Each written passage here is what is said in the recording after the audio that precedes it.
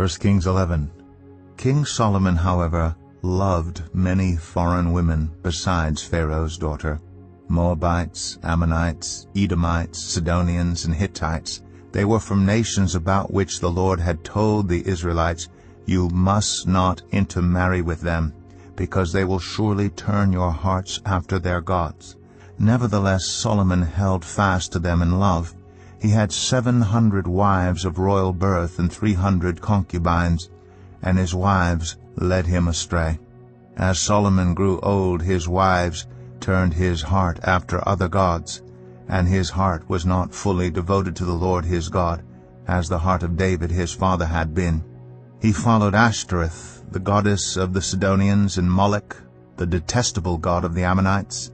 So Solomon did evil in the eyes of the Lord. He did not follow the Lord completely, as David his father had done. On a hill east of Jerusalem, Solomon built a high place for Chemosh, the detestable god of Moab, and for Moloch, the detestable god of the Ammonites. He did the same for all his foreign wives, who burned incense and offered sacrifices to their gods. The Lord became angry with Solomon because his heart had turned away from the Lord, the God of Israel, who had appeared to him twice. Although he had forbidden Solomon to follow other gods, Solomon did not keep the Lord's command.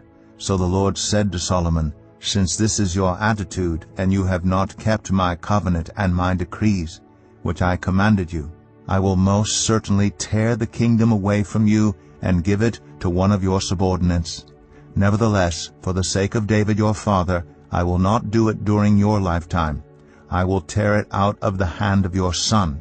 Yet I will not tear the whole kingdom from him, but will give him one tribe for the sake of David my servant, and for the sake of Jerusalem, which I have chosen." Then the Lord raised up against Solomon an adversary, Hadad the Edomite, from the royal line of Edom. Earlier, when David was fighting with Edom, Joab, the commander of the army, who had gone up to bury the dead, had struck down all the men in Edom. Joab and all the Israelites stayed there for 6 months, until they had destroyed all the men in Edom. But Hadad, still only a boy, fled to Egypt with some Edomite officials who had served his father. They set out from Midian and went to Paran. Then, taking people from Paran with them, they went to Egypt, to Pharaoh king of Egypt, who gave Hadad a house and land and provided him with food. Pharaoh was so pleased with Hadad that he gave him a sister of his own wife, Queen Tahpenes, in marriage. The sister of Tahpenes bore him a son named Genubath, whom Tahpenes brought up in the royal palace. There Genubath lived with Pharaoh's own children. While he was in Egypt, Hadad heard that David rested with his ancestors, and that Joab, the commander of the army, was also dead. Then Hadad said to Pharaoh, "Let me go, that I may return to my own country." "What have you lacked here that you want to go back to your own country?" Pharaoh asked. "Nothing," Hadad replied, "but do let me go." And God raised up against Solomon another adversary, Rezon, son of Eliada, who had fled from his master Hadadezer, king of Zobah. When David destroyed Zobah's army, Rezon gathered a band of men around him and became their leader. They went to Damascus, where they settled and took control. Rezon was Israel's adversary as long as Solomon lived, adding to the trouble caused by Hadad. So Rezon ruled in Aram and was hostile toward Israel. Also Jeroboam, son of Nebat, rebelled against the king. He was one of Solomon's officials, an Ephraimite from Zeradah, and his mother was a widow named Zeruah. Here is the account of how he rebelled against the king. Solomon had built the terraces and had filled in the gap in the wall of the city of David his father. Now Jeroboam was a man of standing, and when Solomon saw how well the young man did his work, he put him in charge of the whole labor force of the tribes of Joseph. About that time Jeroboam was going out of Jerusalem, and Ahijah the prophet of Shiloh met him on the way, wearing a new cloak. The two of them were alone out in the country, and Ahijah took hold of the new cloak he was wearing and tore it into 12 pieces. Then he said to Jeroboam, "Take 10 pieces for yourself, for this is what the Lord, the God of Israel, says.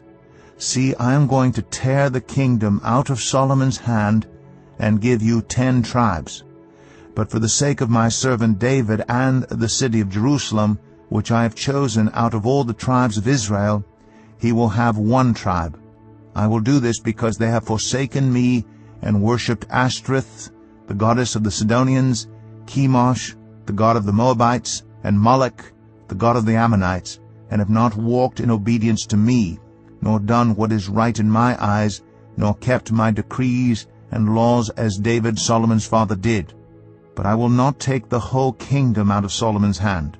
I have made him ruler all the days of his life for the sake of David my servant, whom I chose, and who obeyed my commands and decrees. I will take the kingdom from his son's hands and give you 10 tribes. I will give 1 tribe to his son, so that David my servant may always have a lamp before me in Jerusalem, the city where I chose to put my name. However, as for you, I will take you, and you will rule over all that your heart desires. You will be king over Israel. If you do whatever I command you and walk in obedience to me and do what is right in my eyes by obeying my decrees and commands, as David my servant did, I will be with you. I will build you a dynasty as enduring as the one I built for David, and will give Israel to you.